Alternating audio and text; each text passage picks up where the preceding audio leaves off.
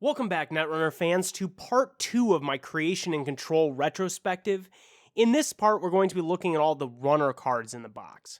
Like with the Corp half, we're going to start with 3 different IDs, and the first one is Kit. This has got to be one of the coolest Shaper IDs in the game, and it's really sad to me that this has really never quite been good enough. There's been a lot of interest in this ID, and it's certainly seen some play, but I think the 10 influence has really kept it out of being tier 1 viable. Her ability lets you be really aggressive early in the game because as long as you have a code gate breaker, you're going to be able to get through any single ice server. And then later in the game, it's going to make it cheaper to deal with certain pieces of ice because you can put like a Cypher or some other very, very efficient code gate breaker down and use it to plow over some more expensive non-code gates. I also like how the Corp can play against Kit by just putting some cheap to break code gate as the outermost piece on a server. That's really cool. I really like the idea of the Corp and the runner having some tactical decisions, and that's really, I think, at the heart of why Kit has been a cool ID. Now, like I said, the 10 influence thing is really a killer for her. There's so many awesome cards you want to play out of faction. Spooned immediately comes to mind. That's a really great ice destruction tool. We saw a lot of people interested in playing Yogg since that's pretty much the best code gate breaker, period. So there's definitely cards that you want to play out of faction, and that 10 influence is absolutely killer. Even if this just had a couple more influence, I think it would be a lot more competitive with Kate or some of the other really popular shapers. And so I think it was really just a missed opportunity to make this more competitive by giving it just a few more influence. I said in my Corp video that I generally don't like the idea of playing around with massive switches in influence values, and I think Kit at the very, very low value of 10 is a pretty good example of how an otherwise really excellent ID kind of didn't see as much play just because of the influence number. Speaking of weird influence values, the next idea is the Professor. And like with custom biotics, I think this is another clear example of giving these weird deck building, influence cheating kind of things is just not a very good design for IDs. I generally like IDs such as Noise that encourage you to deck build in a specific way, but this, all it's going to do is save you some influence if you're playing a bunch of out-of-faction programs, and the fact that he only starts with 1 is pretty bad. We have seen some people become interested in this guy again since the Most Wanted list and Rebirth, both of which kind of exploit his thing. The Most Wanted list, the biggest thing is if you play cards that are on the Most Wanted list, they basically don't have the Most Wanted list penalty since he's already at 1 influence, and you can't reduce your influence to lower than 1. So you get to play free clone chips and stuff like that. Rebirth is cool because you can switch into an ID that actually has a benefit and still have the awesome deck building component. But man, I don't like IDs where they're getting only influence as their biggest bonus, and I think that in practice, custom biotics on the Corp side and the Professor on the runner side have been 2 of the worst IDs in the game. Speaking of bad IDs, the next one is Exile. And here's just another ID that has not been good enough and is not competitive with Kate. He's a 45-15 with a link just like Kate, and he has this potential way to draw a card maybe every turn, even maybe more than once a turn, but there's not that many ways to install programs from your heap. Now, I think this ID would just be a lot more playable if you drew the card when a program went to your heap instead of the other way around. That would play nice with the Aesop's Pawn Shop engine, and I think just in general would be a lot more competitive with Kate. But as it is, really the only things we've seen with Exile have been some pretty janky engines, like maybe the pawn thing, where you switch pawns out and put them on Shahrazad to try to draw cards and get credits. That's just way less efficient than just playing a Kate deck that has a real economic engine. It's sad to me that Exile has always kind of been too bad, despite a ton of interest in the guy. Now we're moving on to the events, and the first one we have is Escher.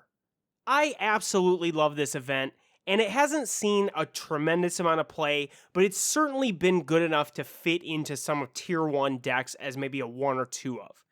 This is kind of a reprint from the original game, but I think this version's a lot more interesting because of the influence system. It's only playable in Shaper. And man, how cool is this effect? I've seen this card do so many really fun and interesting things. You can stack up all their ice in really inefficient ways. You can sometimes maximize the persistent strength icebreakers that Shaper kind of has. And just all around, I think this is a really cool effect that lets you deal with powerful ice setups of the Corp. One thing I'll say is this card has fallen off as Glacier has fallen off, since this is really only effective against decks that are going to have really big servers with lots of taxing ice, or ice that are kind of positional, which if you've heard me review, you know I think they're terrible. So really, this is only good against decks that are building really powerful servers, and lately in Netrunner, those decks haven't been that great. Next up is Exploratory Rump. I'm going to say this card is top 5 artwork, period, in Netrunner. I mean, seriously, just look at the art on this thing. That's hilarious. Now, unfortunately, that's about the best part of the card. I don't know if I've ever seen this in a deck, period, and I think it's mainly just because this effect is just not good enough. Not only does it replace the access, which is kind of bad, but it also only works on a single card. It's got to be 3 advancement tokens. This would maybe be good against like a Ronin type card. I think really the intention of this was to deal with advanceable ice, which if you've ever heard me talk about those, you know I think those are terrible and they've basically never seen any play. So this is not a very good counter to that. Really, I think this card needed to have some extra economic utility outside of just removing the advancement tokens. First of all, I think it could have removed any number of advancement tokens. That would at least make it really powerful against certain effects, like commercialization, for example. But since those types of effects don't really see much play, I think you really needed this to do something else. My idea is that it could just let you draw a bunch of cards if you removed at least one advancement token. That way you'd still have to include the card as kind of a more narrow use effect, since it's only going to work against other cards that have advancement tokens. But you'd have something that you could do that would be powerful if you did come up against an advancement token card, and I think that would make this just a lot more reasonable as a metagame effect. Next up is Freelance Coding Contract. I love this card. The flavor text on this card is probably one of my favorites in Netrunner, but that's again about as far as the love for this card goes. This is almost a direct reprint, except it only trashes programs, and I think that limitation maybe kind of makes sense, but the yield on this is really not worth it. I think the general idea here is that you play like a quality time or maybe some diesels, and you get a really huge hand, and then you can dump a bunch of garbage programs to get money. Well, the problem with that is Shaper decks usually don't play extra copies of their programs. That's largely a function of having so many in-faction tutors for programs that you don't really need to do that. I did see this card see some very minor play in old Anarch decks, where you would have to play, 2 or 3 of most of your programs, and then Wildside or something like that would fill all these useless cards into your hand. Well, since Faust has been out, you'd really much rather run your cards through Faust. You're getting a much better value than 2 credits per. And I think this card just needed to be much stronger if it was going to see play, especially post-Faust. Next up is Scavenge. This is a sweet card. I don't think it's seen as much play lately, but when it first came out, it was definitely really strong. First of all, you can combo this with Test Run to avoid, you basically trash the same program that you test run, and now it doesn't go to the top of your deck anymore since it's a new instance. That lets you get free programs that are really huge. All you have to do is play that 2-card combo. You can also use this to refresh counters on like Lady or David or something like that. That's really cool. It's kind of sad that this card hasn't seen that much play anymore, and I think that's largely a function of Shapers falling out of favor, but this is definitely good enough. And the one thing that it's not good enough for, unfortunately, is like the artwork suggests, Exile. You can use this to draw a card with Exile, but Exile's far too weak, and you'd much rather do one of the other things I'm describing with this card than try to fiddle around with Exile. Next up is one of my least favorite cards on the runner side of the game, and that's Levy AR Lab Access. This is actually a nerfed version of a reprint, so that's kind of interesting to keep in mind. In the original game, not only was it factionless, but it actually cost 2 less to play this effect. I think the biggest difference is that the incremental damage stuff is a lot more popular in new Netrunner, with PE being in the core set, and later we saw like Argus and stuff like that. I think this card single-handedly invalidates PE. It's pretty much, if you have one of these in your deck and you have Same Old Thing, it's basically impossible to try to leverage the runner running out of cards sort of thing. And the problem with this card is that it shuffles all of the stuff back. I think if it just shuffled some of the cards, it'd be a lot more fair. We first started to see this card as being a problem with prepaid Kate, because what you'd do is you would play all your event economy, your lucky finds and stuff, and then you'd shuffle them all back in, play them all again, and it was just really lame how you could just constantly put all these high-yielding events back into your deck. Now, the way that we handled that was by putting prepaid on the most wanted list, and that pretty much killed the deck, along with some other cards being put on the most wanted list. But this card, I think, has remained a problem, and that manifested second with Faust. The whole wild side thing with Faust, I think, would be far less powerful if it was actually a threat to run out of cards, and the decks that leverage the run out of cards thing were actually competitive. But as it is, you just need to play one levy in your deck, and it pretty much invalidates anything that's trying to leverage running you out of cards, even if you're doing the Faust thing. Now, it's important to point out that my issue with this card is that it shuffles your entire heap. I think it's obvious that some effect like this needs to exist in the game. A lot of people have pointed out that Max would have a ton of serious problems if there wasn't a card like this in the game, and I totally agree. I think that there should be an effect like this. I think it should just not shuffle your entire heap. My suggestion is that you would choose any number of cards in your heap that match your identity's faction, and then you get to shuffle those along with your grip and draw 5 cards. You could make it cheaper if you did that. It would let you recycle powerful stuff, but it would automatically eliminate the prepaid voice pad problem because you wouldn't be able to get neutral cards. And it would also eliminate the problem that I'm talking about with PE, because you would get to reshuffle some of your stuff, but you'd have to play multiples of this to actually put enough cards back into your deck to weather the storm. Lately, this card has been tempered somewhat by Arc Lockdown and Chronos Project. Both of those, I think, are pretty interesting cards that should exist in the game. I just don't think it's great that PE has to try to time those and try to get the perfect snipe on the one-of levy in order to even have a chance. And I think as long as the runner is conscious of that play existing, they can pretty easily play around it. They don't even have to get the most efficient levy off in order to get enough cards. And I think really the problem with PE has always been that it's really easy to just play one of this and just completely destroy the deck. Now we're moving on to hardware, and first up we have Monolith. Here's a card that has only seen play in some very novelty ways, and just having consoles that cost $18, I think, is just fundamentally a really bad idea, especially when you consider that early in Netrunner, Toolbox and Dinosaurus were our other 2 options. So 5 is the lowest cost console that you could play at the time of this card's release. Ugh. This card's just not good enough for 18. I think really it's just only seen play with some kind of gimmick stuff like the Windfall combo with it, or I've hypothetically seen it like stim hacked and siphon credits into play. Like you use these different ways to get a ton of credits and then you're able to install this thing for a little bit cheaper.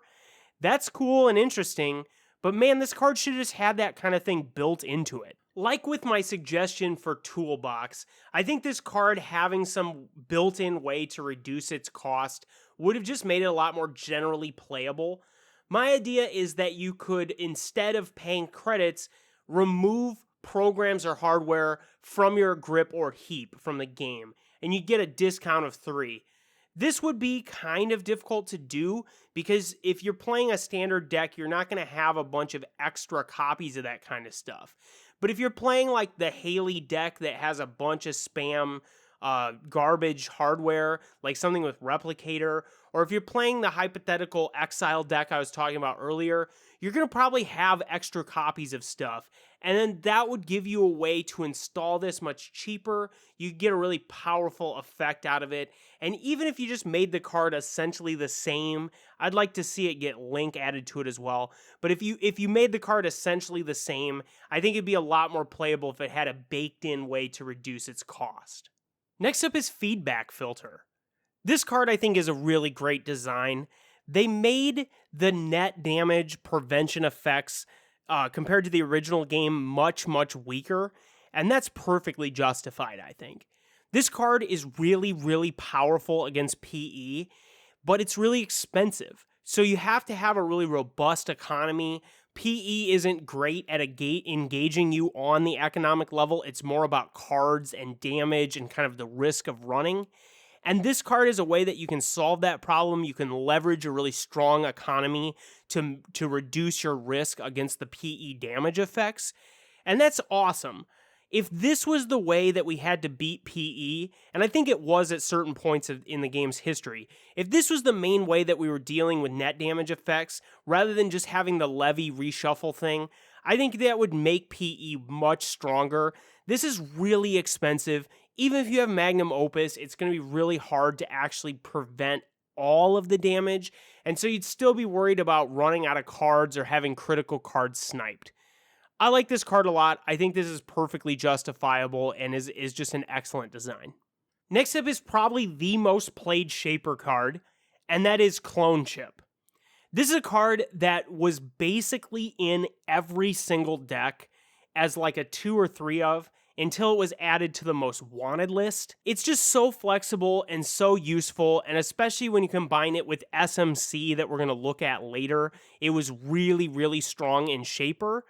And I actually don't think that would have been as big of a deal if the card had a higher influence value and was harder to play out of Anarch. But man, the biggest problem with this card was the Parasite interaction. The fact that you could use this during a run to bring parasites in play, then you could use data sucker counters and you just destroy ice, that I think was the single interaction that made the card as ridiculous as it was. And I think nowadays with it on the most wanted list, it's a lot more fair because it's so hard to splash 3 copies of it. And with Parasite as well, it's very, very difficult to do the Parasite combo thing. If we were doing it all over again, I would really like to see this not only cost more influence, I think everybody can agree this probably should have been a 3 influence card, but also just if it had some built-in way that made it more difficult to do the Parasite thing. That's why I think this having a liability of it hosts itself as a counter, and then when the program is uninstalled, it removes the program from the game. That would have made this card a lot riskier. It would have made you not just auto-include it in a bunch of decks. It would make it difficult to use this to constantly recur your effects. If you brought back one of your lost icebreakers and then it got removed from the game, that's obviously really dangerous. And that would just, built in, would just deal with the Parasite spam thing. Really, again, the problem with this is 2 influence, and it's just too easy to include in every deck. I think that there are a lot of really small tweaks you could do this card to make it a totally fair card. Next up is OmniDrive. This card's cool, but hey, it's not good enough. I don't think I've really seen this see much play just because there's a lot better ways to do this. At 3 cost, it's going to just give you this 1 credit and hypothetically saves you the MU, but it only saves you 1 MU. Why does it have this limit 1 or less? I think you could very obviously make this card just host any program. You can put your hyperdriver on it. I don't really think that's going to be too strong. And another thing I'd like to see is that it could give the thing +1 strength. That would just make a lot of different effects much stronger. It would have a net ready eyes kind of effect that's less flexible and more expensive to set up. And I think this card is just a perfect example of how early in the game, a lot of these hardware effects that were designed to save you credits over time were just too expensive and too tricky to use, and for that reason have largely not seen play. Now we're moving on to the programs, and the first one is Ottman. This card, when it first came out, I think was one of the single most important cards in Netrunner. This really just made Shaper, I think, this was the card that really made Shaper break into the mainstream. And the biggest thing about it is it's super effective against certain ranges of ice, right? So Ottman at 4 has largely been the biggest one. That ran over Eli and a whole host of other things.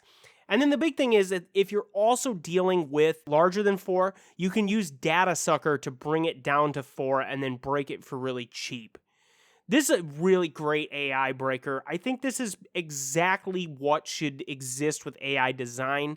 It's really, really expensive, but then it's really effective at a very, very narrow range of ice.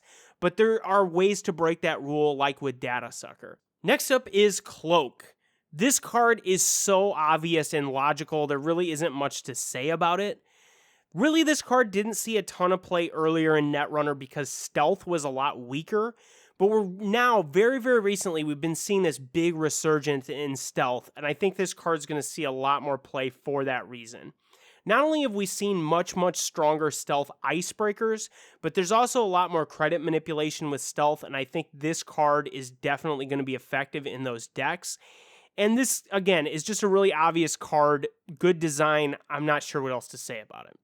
Next up is Dagger. This card obviously works with Cloak, as the two titles of the cards imply. And this, I think, have been a lot more popular lately because, again, stealth has become a lot more powerful.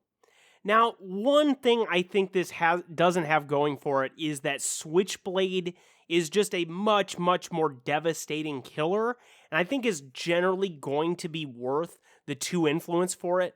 So I've largely seen people playing Switchblade over this, but if you're looking for a way to save on that 2 influence, this is certainly decent. And I really like with a lot of the other stealth icebreakers in Shaper, that you can break 0 strength sentries, or potentially maybe a few more if you had Data Sucker or something like that, without having stealth credits. Next up is Chicana. This card has seen some very, very fringe play, especially with noise and some of the like hive mind moving virus counters around kind of stuff. But outside of that, I don't know if it's really seen much play. The obvious use for this is that it's going to stop fast advance. Giving that additional 1 advancement requirement is going to be an effective way to deal with fast advance. Now, the problem is you got to make successful runs on R&D to ramp it up. Then they can just purge. And I think since Cyberdeck's Virus Suite has been a really popular one in basically all fast advance decks as a solution to Clot, this also gets hit as collateral damage there as well. So this, to me, it just seems like a much weaker version of Clot. I like that it's a lot more universal and it's going to work against other decks because it affects all agendas instead of just ones that you're trying to fast score in all in one turn. But I don't know if this has really ever been quite on the power level where it could be good enough. Next up is Cypher. This is one of my favorite icebreakers in the game, and I absolutely love this type of design, which are icebreakers that are limited somehow in their use, but are really efficient in that use. I would just like to see way more icebreakers like this be in the mainstream, and I think this card has worked out really, really well. We see a lot of Shaper decks, even to this day, playing 1 or 2 of these as their code gate breaker, just because it's a 4 strength for 2. I mean, that's really good, and you can still pump it up.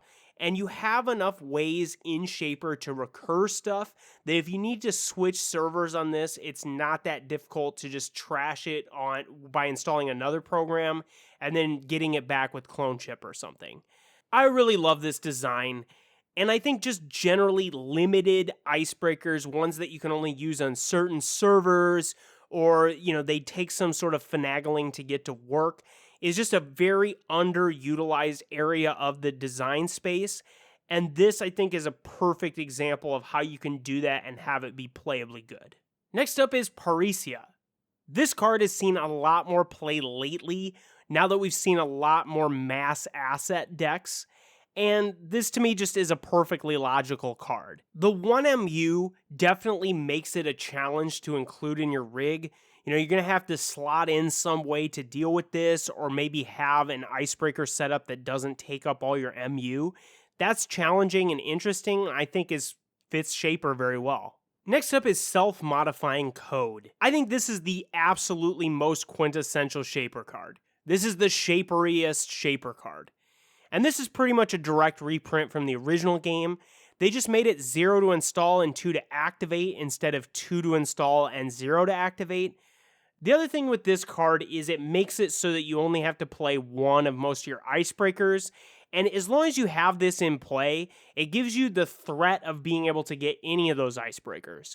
So as soon as this came out, you saw Shaper being a lot more aggressive. It could play one of these down and then make a run. And as long as you had a bunch of credits floating, you were going to be able to get whatever icebreaker you needed out of your deck mid-run and break their scary ice. When you add in that clone chip also exists in this faction, so you could clone the self-modifying code after you used it, I think this is the essential Shaper BS play. And to me, that's really fun and interesting. I think having effects to use during a run that are somewhat unpredictable are really exciting. And for me, the best part of the game is when you're running against unknown ice and you're using abilities during a run that the corp can't totally predict what you're going to do. And I think self-modifying code is probably the best example of that period in the game, and has really made a lot of interesting runs, and just, I think, has really made the interaction between the two players a lot more exciting than it was prior to this card existing. Next up is Saha Sora. This card's seen some play. I think it was really popular in like noise and decks like that. They had a ton of programs to install when it first came out. I think it's sort of fallen out of favor since then because we just have better ways to do that stuff. But this is a cool card. I think it's a little too weak in the modern game, but all around I think there should be cards like this that reduce the cost to install programs, and I'm going to have a suggestion for a card like that in a couple of cards. Next up is Inti. I love this card, and this is again just what I love to see in Icebreaker design. It's pretty much a hard counter to something like Vanilla or Wraparound or Resistor. It's really strong against that kind of effect, but it's going to be really, really weak if you run into like Eli or just a big, high strength barrier. And I think that's really interesting. I think that largely strength has been less important than it should have been in the ice versus icebreaker interaction. And here's a card that's really effective at that lower strength range, but is going to be really, really challenging to use. Probably going to require a supplemental breaker if you're using or if you're running into very, very large barriers. Next up is Professional Contacts. Here is essentially a direct reprint from the original game. They actually buffed it pretty substantially. And this card has just been an absolute monster in the decks that have been based around it. It's kind of got an interesting tension with Magnum Opus. Magnum Opus, it's a program in 2MU, that's obviously bad, but it's going to make you an endless well of credits. Now this, on the other hand, has a different set of weaknesses since it's a resource. It's going to be much easier to trash from the corp. And now in the modern tag-heavy environment, that's definitely much more of a liability than it was earlier in this card's history. This is generally going to be more efficient than Magnum Opus because you need to draw cards and make credits, and this is just a better use of a click in a lot of situations. But it's also more vulnerable as a resource, and I think that's kind of interesting. And this is just exactly what I like to see as an engine card for a deck like we've seen out of the big rig shapers. Next up is Borrowed Satellite. This card really never saw any play, and I think even today doesn't see very much play, even though we've seen a massive resurgence in the value of Link. In the current corp metagame, there's just so many trace-oriented effects, and having Link is really, really effective against them. I think Security Nexus also help push that kind of thing forward. And this card, I think, is even too weak in that context. A lot of people would rather play Rabbit Hole because you can easily find 3 copies of it. And this card, I think, could have just been cheaper and also had another ability. My idea is that it would let you look at the top card of your deck. I think that fits in with the satellite theme, but it also would combo well with something like Oracle May or maybe Eureka. And just generally, I think this card would see a little bit more play if you had a little bit more use for it. Next up is Ice Analyzer. This card, I think, has always been right on the fringe of being playable. I think the getting the credit for rezzing ice, that's, I think, the core problem with the card. I really like that the credits are limited to installing programs. That seems very Shaper to me. It's difficult to get a ton of yield out of it because once you've installed your whole rig, you don't really need to install more programs. And even if you're using something like Chameleon or something that returns to your hand, you have a perpetual use for the effect, I think it's still pretty challenging to use this. I would have rather seen this yield more, but only give you the credits when you break all subroutines on a piece of ice. That to me seems more Shaper. I think it fits in with the flavor text and kind of theme of the card more. And it would let you give it a much higher yield, right? You could put like 5 credits on it when you broke all pieces of ice. That would let you put so many credits on this thing that eventually you'd get kind of too many. And it would also make it a lot easier to abuse it with the con breaker suite, because you could do the break derez thing and then these huge expensive con icebreakers would be much, much easier to install because you'd have a ton of credits on it. Now we've come to the neutral cards, and these first 2 economic tools were like utterly revolutionary when they first came out. Dirty Laundry is the first one of those, and this just instantly slotted into a million decks when it first came out. It's a nice burst effect, but it also stacks with like Desperado, Data Sucker, all that sort of run-oriented economy. It was good with prepaid voice pad as well since it's an event, and this to this day still sees quite a bit of play. Next up is Daily Casts. Again, this was just a monster when it first came out, and it still sees quite a bit of play today. This is just a clickless way to get some credits.